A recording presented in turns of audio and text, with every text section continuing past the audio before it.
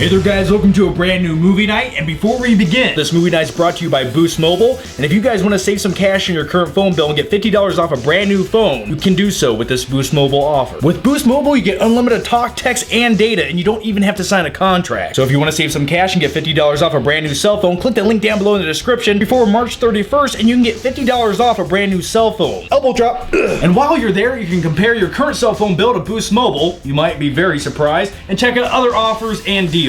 Oh, yeah!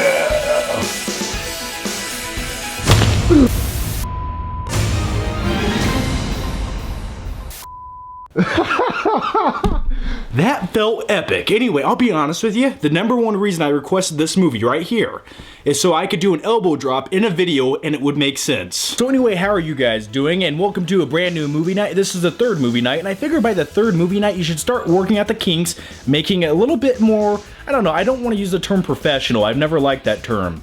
It's insulting and it makes me feel like I'm sitting in a cubicle again, so I'll never go there. Let's just go with the term organization. What I'm going to start doing is putting annotations at the bottom of these videos, and what does that mean? It means that way if you guys are interested in a particular segment I talk about a movie night, since I cover so many different things, usually we're going to start talking about new movies of the week, then I'm going to jump into movies I've watched this week, and then we jump into the viewer questions, which covers random movie topics. It doesn't matter how random or obscure it is. So yeah, if you're not interested in a particular topic I'm talking about, just fucking skip it. The annotation's right there. Boop. So the first thing we have to do this movie night is watch Scooby Doo WrestleMania Mystery, and I just figured this would make for an entertaining video. Nothing more, nothing less, and obviously this isn't directed at my demographic. I'm a 26-year-old guy. So you know what? Let's just pop this movie in and see what it's all about. Hey you guys! Like, wow! That's my terrible Shaggy impression. Okay, let's watch this thing. You can't see me! You can't see me at all! Like no one can touch John Cena! Sin Cara can. Scooby Doo.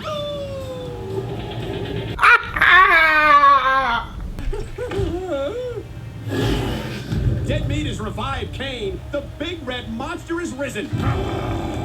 Okay, so before I give you my thoughts on this movie, let me first just mention, I respect the sport of professional wrestling. It's like live showmanship. There's a lot of technical things going on in that ring. And, you know, if anything, it's live action stunt work. It's kind of like a stage play for men. And you know what? I like that. And some late nights, I still find myself on YouTube for like 3 hours just sitting there eating corn chips, watching old wrestling matches like Mankind vs. Undertaker, King of the Ring, 1998. Watch that Hell in a Cell match. Yeah, say wrestling's fake then. You can't fake gravity, and you can't fake a tooth going out from your mouth up through your nose cavity and hanging out of your nose right there. Yeah, that's wrestling. It's pretty awesome. Okay, so like I said, this comes out March 25th, and this movie isn't as terrible as I expected. Is this a good movie? No, because you know what? You could say that this movie has a demographic at children probably under the ages of 12 to whatever. But you know what? It doesn't mean animated movies can't be for adults or older folks, because I have a Disney collection over there of like 25 animated Disney movies, and I still like them. I respect them, and they're classics, and they can live the test of time. This movie here definitely was kind of like a marketing ploy to kind of incorporate wrestling to children. A lot of it was a little bit cringeworthy. They had Vince McMahon, he's the owner of WWE, and he was a animated character in this movie, but all the wrestlers voiced themselves. And every time he was talking, I was like, how are children going to react to this? Because Vince McMahon sounds like this. Listen here, Scooby Doo. I'm the owner of this company, and you're gonna listen to me. So in the end, was this one big commercial for wrestling to capitalize on children's youth? Kind of, sort of. It did have little interesting aspects about it. The animation looked a lot better during the movie than I thought it would by the trailer I watched on YouTube. This movie was an hour and 20 minutes long, and did it need to be that long? No, this could have been like a 30-minute episode of Scooby Doo, to be honest with you. But I like Shaggy's wrestling name in this. It was Skinny Man. That's pretty creative. Finally, the Flick Pick has come back to the Flick Cave.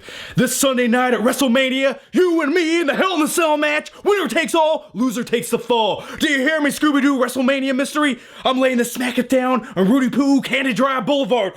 Anyway, it comes with the DVD, the Blu-ray, digital download code, all that fun stuff. So anyway, guys, yeah, that's Scooby Doo the WrestleMania Mystery. Okay, here comes the part of movie night where I talk about movies I've watched this past week. Got a few movies here. But first, after all that wrestling talk, I want to ask you guys a quick question. What would your wrestling ring name be if you were a professional wrestler? Like, I think mine would be Johnny Flickster or the Flickster, possibly. The first movie I watched was Wayne's World. I have the set here. It comes with both of them. I kind of want to watch the second one now. But the first one to me is always going to be that early 90s nostalgic classic.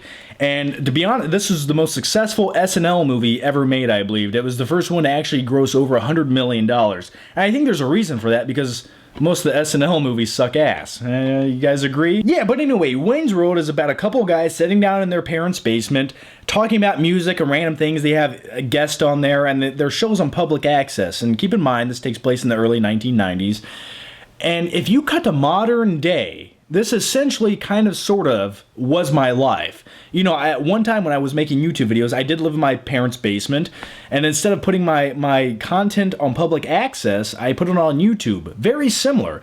So if you were to update this movie and just replace public access with YouTube, this could be a modern day masterpiece. Maybe not a masterpiece, but a modern day movie nevertheless. Everything about this movie screams early 1990s. I love that nostalgic feeling of going back and watching movies like that because, you know, you can watch timeless movies that can live on throughout the decades, but this movie, everything about it's early 1990s. I mean, everything from the styles to the comedy, the pulp culture references. And here's my question to you. I would consider myself a 90s kid. I was born in the late 80s, but, you know, everything I know is pretty much 1987 to 1999, then I never evolved after that. But here's my question to you. If you were born in 2000 or later, and now I know I have a lot of younger viewers, and I'm a bad influence on you, but besides that, do you like movies like this? Like, do you pick up on the comedy? Do you find it funny, even though maybe you weren't quite around for the pop culture kind of parts of it? Anyway, that's just my weird question to you. Let me know down below. That's my quick take on Wayne's World. Maybe next week we'll talk about Wayne's World 2. But anyway, if this movie was a president, it would be Abraham Lincoln. That's a joke from the movie. Okay. Sorry. Next up, it's Varsity Blues, starring James Van Der Beek. Now, here's my question, okay? Maybe somebody out there knows the answer to this. James Van Der Beek, in the late 1990s, he was on Dawson's Creek, he was in a few movies. Did someone in Hollywood think this guy was going to be like the next Brad Pitt? I have a feeling somebody out there thought that, and they're like, let's give this kid a push. And then they realized, yeah, let's not do that. And another reason I was in the mood to watch this is as the late Paul Walker in it. I guess I was just in my Paul Walker mood. So anyway, James Van Der Beek in this movie plays first-string quarterback after Paul Walker's character gets a knee injury, who was like the starting quarterback. And then, yeah, so he has to step up, and he's actually a really good, phenomenal quarterback in the movie. And the thing that stands out most in this movie, and I think most guys will remember this scene, the whipped cream bikini scene. We've all fantasized, but it's never come true. Yeah, so anyway, Varsity Blues takes place in a small Texas town where football is everything. Like, if you're a football player, you're allowed to steal cop cars, do whatever you want, drive around naked with underage women. Literally happens in this movie.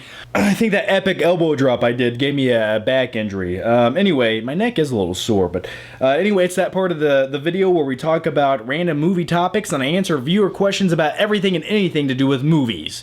Unlike my normal Q&As where anything goes, just movies here. So if you guys have a random movie topic or some kind of irrelevant thing about a movie, leave it down below in the comments and I'll pick a few of them next week. Okay, I need to recline here. So let's get comfortable. I hope you're comfortable too. If you're not reclining right now, do so. Put your feet on the nearest object you possibly can. I don't care what it is. Alright, so the next question is, what is the most offended you have ever felt at a movie, or what is the most offensive movie you've ever seen? Good question, and though I can recognize offensive movies, I've never been offended by any movie. Never have, never will. That's just my personality. I take nothing to heart.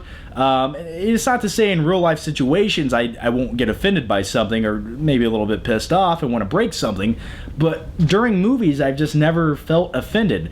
Now sometimes you have a movie that is so cash grabbing, it's a money whore that's just trying to take your money and give you nothing artistic or interesting back.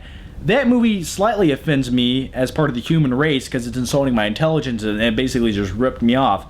But personally, no movie has ever offended me. The next question is Stallone versus Schwarzenegger. Great question, almost deserves its own video, and maybe one day it will get just that. You know, you got Stallone, classic 80s badass.